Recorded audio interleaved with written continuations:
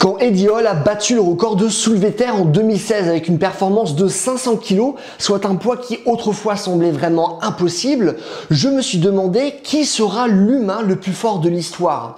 Quelle sera véritablement la limite de notre progression? Parce que quand on y pense, les records de force sont sans cesse battus, ce qui laisse comme imaginer un potentiel de force maximale qui reste vraiment encore très éloigné. Et parallèlement à ça, on a tous entendu ces histoires, ces mythes même, selon lesquels par exemple une mère aurait soulevé une voiture pour protéger son enfant, ce qui prouverait que notre potentiel est bien sans limite quand la force devient véritablement nécessaire. On va donc s'interroger sur ces histoires, déterminer ensuite les facteurs de la force pour conclure si oui ou non la force a des limites et si c'est le cas, où se trouve cette limite.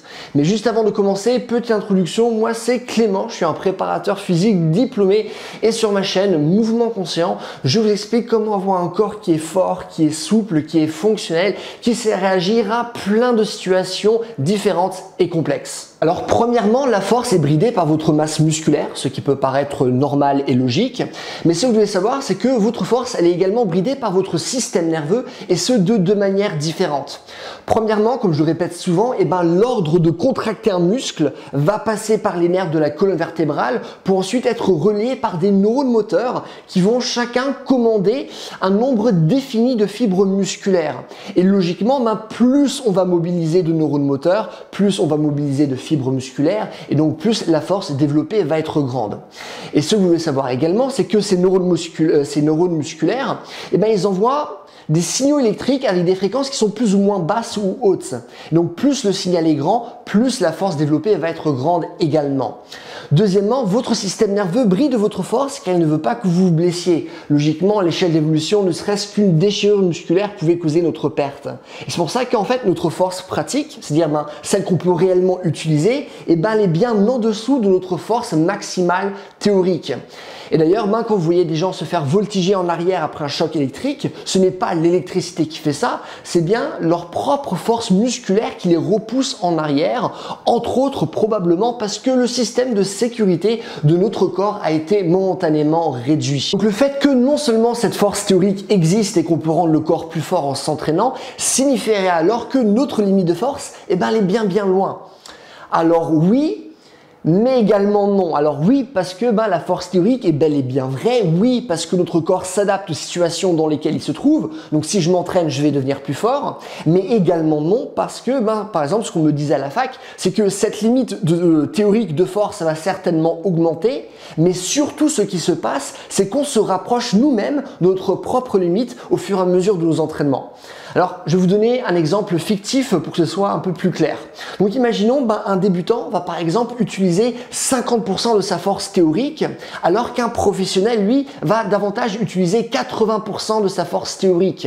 Ce qui, à ce moment-là, pourrait sous-entendre que la force maximale qu'on puisse développer n'est pas si lointaine que ça et qu'elle serait donc due à la charge maximale que pourraient supporter nos différentes structures corporelles. Alors, le fémur aurait une résistance à la traction d'environ 135 mégapascales, soit environ 1376 kg par centimètre carré. Concernant les tendons, on serait théoriquement entre 45 et 125 mégapascales, soit entre environ 458 et 1274 kg par centimètre carré, ce qui nous laisserait quand même une marge qui est quand même assez grande, surtout que nous savons que l'exercice physique va renforcer à la fois les os, les muscles, les tendons, etc. Ce qui fait sens quand on regarde l'évolution des records. Donc par exemple, le soulevé de terre en 1996, le record était de 410 kg, alors que là maintenant il est de 501 kg par Thor Bjornsson. Si maintenant on s'intéresse au développé couché, toujours en 96 on était à 320 kg, alors que maintenant on est à 355 kg à travers le record de Julius Maddox. Néanmoins, toutes les données que je vous donne, en fait, elles sont à prendre avec un énorme grain de sel. Pourquoi je dis ça ? Parce que non seulement c'est impossible d'évaluer la force maximale d'une structure avant qu'elle se brise, parce que premièrement, faudrait tester sur un sujet qui est vivant, parce que les tissus morts ne s'organisent pas de la même manière, sauf que c'est moralement impossible de briser les muscles et les os d'une personne qui est vivante. Deuxièmement, chaque structure peut être renforcée et on ne peut pas prédire exactement jusqu'à quel point. Troisièmement, chaque valeur dépend du corps de l'individu et donc d'énormément de facteurs qui peuvent changer car la force va être influencée influencées par la carrure, le poids, les proportions de fibres musculaires rapides, c'est-à-dire celles qui vont générer le plus de force, l'insertion des muscles, l'angle de travail, la coordination, l'utilisation des stéroïdes, la capacité à supporter un entraînement physique et encore énormément d'autres facteurs.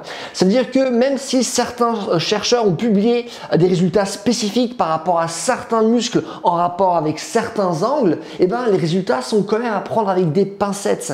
Et la réponse, à vrai dire, la plus honnête qu'on pourrait donner, c'est qu'on ne sait pas réellement. Ce qui est sûr, c'est que cette limite n'est pas atteinte, d'où l'augmentation des records, mais elle n'est probablement pas très éloignée, à part si on commence à utiliser, imaginons, des exosquelettes ou qu'on va découvrir de nouveaux stéroïdes. Donc, par exemple, nos muscles sont entre autres sous la surveillance d'une protéine appelée myostatine qui régit la taille maximale que nos muscles peuvent atteindre. Et certains animaux ont en fait été génétiquement modifiés pour ne pas en avoir et donc ne pas être bridés musculairement. Ce qui donne lieu par exemple aux vaches méga musclées qu'on peut de temps en temps voir sur Instagram ou sur Facebook.